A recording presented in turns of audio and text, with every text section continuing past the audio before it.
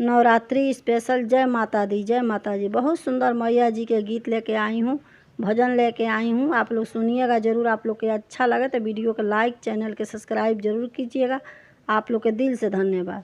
लाली लाली डोलिया से उतर शीतला मैया हो की के करे घरवाना, हमले बो बसेरवा हो की के करे घरवाना। लाली लाली डोलिया से उतर दुर्गा मैया हो की के करे घरवाना, हमले बो बसेरवा हो की के करे घरवाना, हमले बो बसेरवा हो की के करे घरवाना।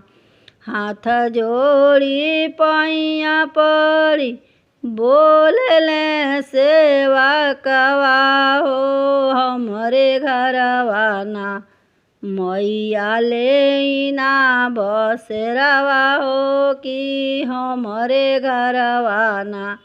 हाथ जोड़ी पैया पड़ी बोलले सेवा कवा की हमरे घरवाना, मैया लेना बसेरवा हो की हमरे घरवाना, मैया लेना बसेरवा हो की हमरे घरवाना।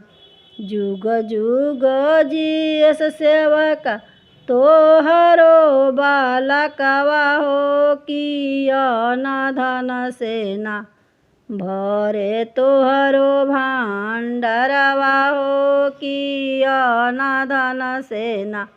जुग जुग जियस सेवका तोहरो बालकवा हो की अनधन सेना, भरे तोहरो भांडरवा हो की अनधन सेना। लाली लाली डोलिया से उतरे काली मैया हो की के करे घरवाना, हमले बो बसेरवा हो की के करे घरवाना।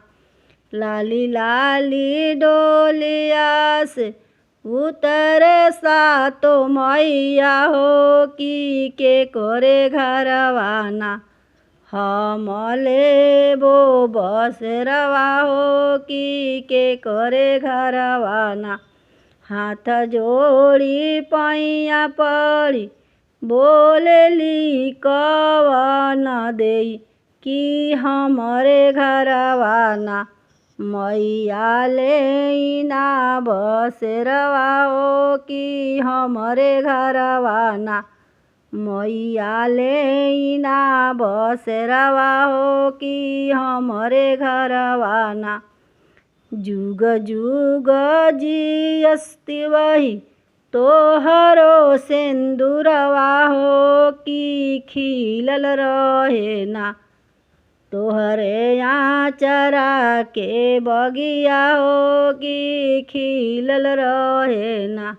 जुग जुग जीवस्ति वही तोहरो सिंदूरवा हो की खिलल रहे ना, तोहरो आचरा के फूलवा हो की खिलल रहे ना, तोहरे आचरा के फूलवा हो की खिलल रहे ना।